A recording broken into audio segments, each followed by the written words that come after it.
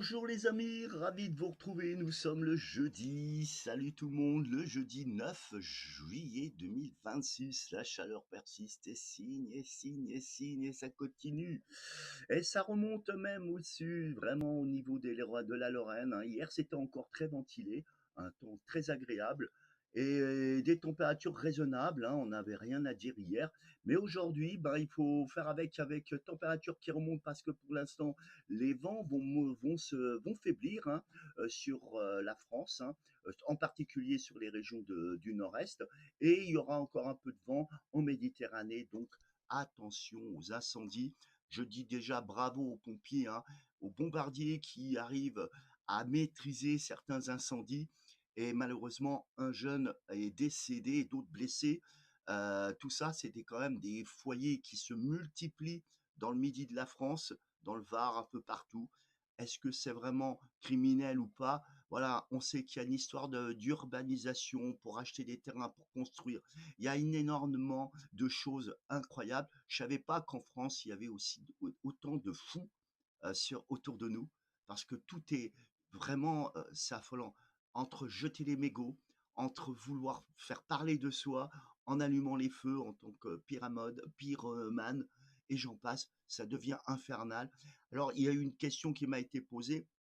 Est-ce que les Canadaires peuvent récupérer de l'eau aussi sur le lac de la Madine? Eh bien oui, comme là je vous montre l'image, c'est une image d'une expérience qui a été faite, hein, un exercice plutôt, je dirais, au-dessus du lac de la Madine en 2024, justement. Oui, des Canadaires peuvent venir récupérer de l'eau, éteindre les incendies qui peuvent se produire donc autour du secteur de la région Lorraine, du secteur de Madine. Voilà, ça c'est déjà une première info. Le monde agricole aussi agit.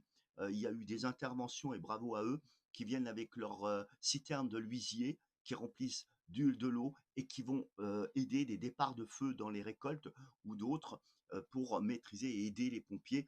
Bravo à toutes ces personnes qui sont courageux, qui risquent leur vie et ça, il ne faut pas l'oublier. Malheureusement, ce désastre environnemental, ces incendies, comme on le voit les images, eh ben, amène aussi un désastre environnemental au niveau des animaux qui malheureusement subissent les flammes et qui n'ont pas la force de pouvoir quitter les lieux et meurent asphyxiés par les fumées ou brûlés tout vifs.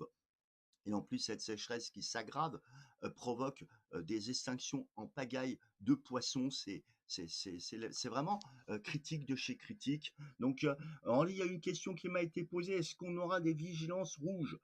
Bah, pour le moment, il n'y a aucune vigilance rouge d'émise. De toute façon, ça ne sert à rien. On voit bien, il y a vraiment même des injures et des menaces envers des journalistes et des prévisionnistes en rapport que les gens pètent des durites en fait en réponse de ce qui se passe. Mais je crois que c'est un peu gros de s'en prendre après des gens qui font des prévisions météo. C'est une passion et tout. Donc c'est vrai que c'est pas facile de faire ces prévisions devant des gens qui sont complètement fous, fait, hein. Je sais pas ce qui se passe dans ce monde, mais ouais, c'est triste. On s'en fout. Tant que notre bien-être va bien, mais le reste, on s'en fout de tout. Moi, je le vois, je l'observe, je l'observe. Je suis attristé de voir les comportements robotiques de certaines personnes. Ils s'en foutent totalement de ce qui se passe.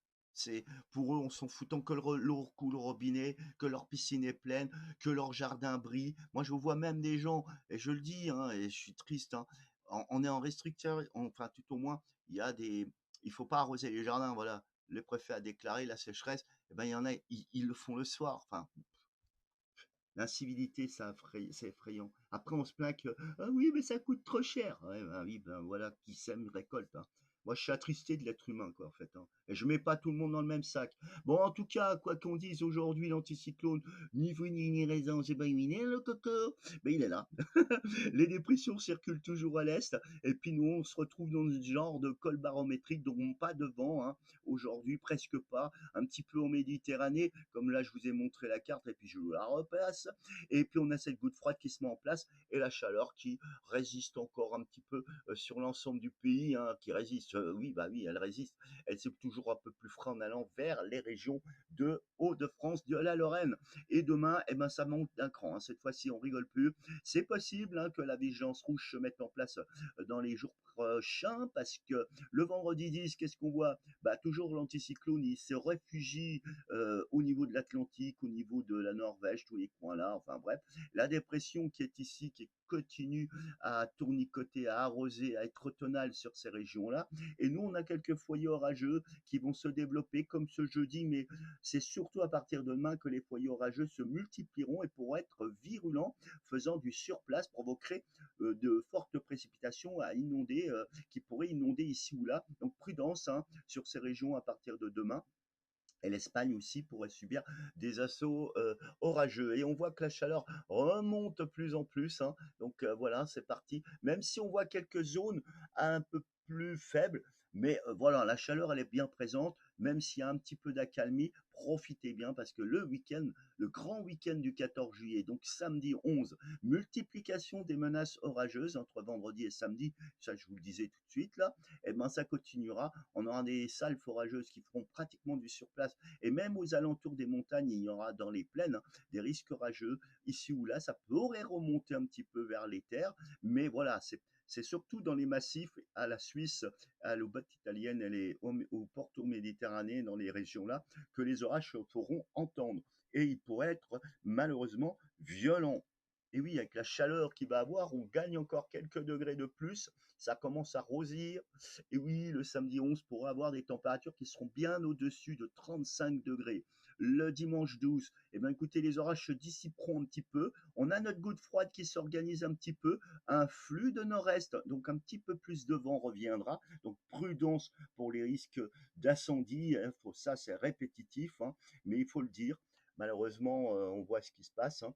Et on voit que les températures, bah, continuent à être plus ou moins chaudes, mais voilà, ça se calme. Un coup, c'est plus chaud, on revient. Mais bon, les 35 degrés sont largement atteints sur bien des régions et les 36-38 sur les régions un peu plus au niveau Piémont des Pyrénées, un peu plus calme vers les régions là, parce que bien sûr les orages se feront, donc ça se calmera un petit peu, ou les orages éclateront. Et là, ça va commencer à changer, les amis, à partir du 13. On sent que quelque chose pourrait vraiment changer. Mais moi, je me méfie parce que je vous avais déjà dit, il y a une paire de jours plus en arrière. Oh là, ça y est, vers le week-end du 14 juillet, les orages reviennent et puis ils ont disparu. Et puis c'est reparti pour plus tard, entre le 17, 18, 19. Et puis voilà. Et des fois, c'est pour ça que je fais les météos quotidiens, c'est rigolo parce que ça change tout le temps. En tout cas, pour le lundi 13, on a une goutte froide qui remonte, qui s'organise, alimentée par un petit flux d'est. Enfin bref, cette goutte froide commencerait à déstabiliser le temps du côté de la Bretagne. On aurait un petit peu plus de nuages de voile, de nuages altitude. Et là, les températures, la pompe à chaleur se met en place avec cette goutte froide qui aspire l'air chaud. Eh bien oui, regardez, ça va arroser. Et là, on a un point chaud. C'est probablement à partir de samedi ou dimanche que la vigilance rouge pourrait avoir lieu sur ces régions. Mais ça ne sera pas généralisé. Est-ce que l'orange pourrait arriver en Lorraine? C'est une question qui m'a été posée. A priori, oui, à partir de ce week-end, hein, d'après ce que je sais. Ça, probablement peut-être même jeudi soir ou vendredi. Mais quoi qu'il arrive, on y viendra. Mais bon, on n'ira pas au rouge, hein. Puis il ne faut pas oublier qu'il y a le Tour de France, donc s'ils mettent rouge, vous imaginez bien que ça pourrait foutre le bordel dans le Tour de France. Et ça, je ne crois pas que ça accepterait par les organisateurs, parce que bien sûr, ça veut dire beaucoup de problèmes s'il y a une vigilance rouge. Ça veut dire que les préfets peuvent interdire les immeubles. Ah oui, on sait très bien que le risque de sport en journée sera tous les efforts machin là est déconseillé et voire interdit. Donc, vous voyez ce que je veux dire. Bon, bref, et je pense pas qu'il y en aura. Mais on va voir, hein. Bon, ça bouge beaucoup. Le mardi 14, le jour du 14 juillet, eh bien, il y aura probablement de l'instabilité, hein. Est-ce que le 14 juillet à Paris pourrait se produire? Moi, je trouve. Bon, bref, un peu partout, avec quelques menaces, mais ça serait surtout en fin de journée, donc je ne pense pas que ça pourrait craquer. Mais voilà, on sent que ça change un petit peu à partir du 14 juillet. On sent, il n'y a plus d'anticyclone, c'est plutôt un mode, on appelle ça de col barométrique. Et là, ça va devenir moite orageux. Et regardez les températures, j'invente pas. Là, on a carrément au centre du pays une tache rose, plus de 40 là, si on est bien conscient. Et là, on est à 38, 39, hein. sur ces régions tout autour de cette bulle très chaude là. C'est bizarre, mais regardez bien, on la voit bien, hein. C'est pas moi qui l'invente, hein, c'est bien les modèles. Et puis, à partir du mardi, je sais même pas où on en est, mercredi 15, voilà. Bah écoutez, les orages se ramifieraient, ça se calmerait plutôt, il y en aura un peu moins, un peu sur la façade est, on sait pas très quoi, on sait pas trop. On a une poussée anticyclone sans plus, et toujours l'Europe de l'Est qui craint, ça n'arrête pas. Et puis la chaleur, bah, elle est toujours bien d'actualité, mais là, le rosé a disparu, et on sent qu'il y a une petite rafraîchissement niveau Pointe-Bretonne. Et c'est là où ça va peut-être changer, c'est parce que à partir du 16, tout s'organise, on sent que l'anticyclone il est loin, on sent que cette bulle froide s'organise, et on commence à voir que la chaleur diminue sur la façade atlantique de la Bretagne au sud, et c'est déjà bien, ça maintient encore sur l'est, on le voit, mais ça commence à changer. Et regardez ce qui va se passer, c'est que le vendredi 17, cette goutte froide qui remonte va cogiter, va s'organiser, va exploser sur la pointe bretonne avec des phénomènes orageux probablement actifs en réponse d'un conflit de masse d'air. Et on voit que la chaleur enfin disparaît, fin de cette canicule. Eh bien oui, on peut le dire à partir du 17, si ça se confirme. Ça, c'est important de le dire. Si ça se confirme, est-ce qu'on va avoir de l'eau? Bah, écoute, on verra bien. Mais en attendant le samedi 18, on sent que cette goutte froide, alimentée par cet anticyclone qui est sur l'Atlantique, comme les vents qu'on tourne dans le sens d'une aiguille d'une montre, c'est un vent plutôt plus frais qui pourrait arriver sur la France, surtout moins ouais, sur le pays, avec une goutte froide bien organisée qui pourrait amener enfin de l'eau et chasser la chaleur. Et enfin, on pourrait parler d'accalmie, de rafraîchissement notable. La suite, bah, on verra bien. Mais en tout cas, voilà ce que je peux vous dire. Ça se maintiendrait quand même. On verra, les modèles changent, hein. Et comme je vous l'ai dit tout à l'heure, hein, on a dit que vers le week-end du 14 juillet, ça pèterait. Bah, c'est bon, on fait un plus, ça s'est évaporé et c'est reparti pour reculer. Donc maintenant, je me méfie et comme je fais des météos tous les jours du quotidien, bah, je vous en informe. En tout cas, prenez bien soin de vous, prudence, hein, avec cette sécheresse qui persiste ici. Comme là, je vous montre encore les terres qui sont crevassées, mais c'est fou, avec les moissons qui ont été une récolte très catastrophique. La terre, c'est du vrai béton, je vous jure, il ne faudrait pas qu'un déluge arrive parce que ça pourrait foutre le caillou et créer des problèmes en rapport d'arrivée trop d'eau, provoquer des ruisseaux qui déborderaient rapidement, des crues éclairs, et ça ferait un massacre, trop d'oxygène d'un coup vers des eaux qui sont déjà stagnées et qui a pas de courant, qui a pratiquement plus d'eau, ça pourrait créer une réaction, action-réaction, faire crever les poissons encore, hein. C'est vraiment un effet de domino qui peut avoir, c'est assez fou. Bon allez, en tout cas, portez-vous bien, bonnes vacances et puis profitez bien de ce grand week-end qui approche. Ciao, ciao.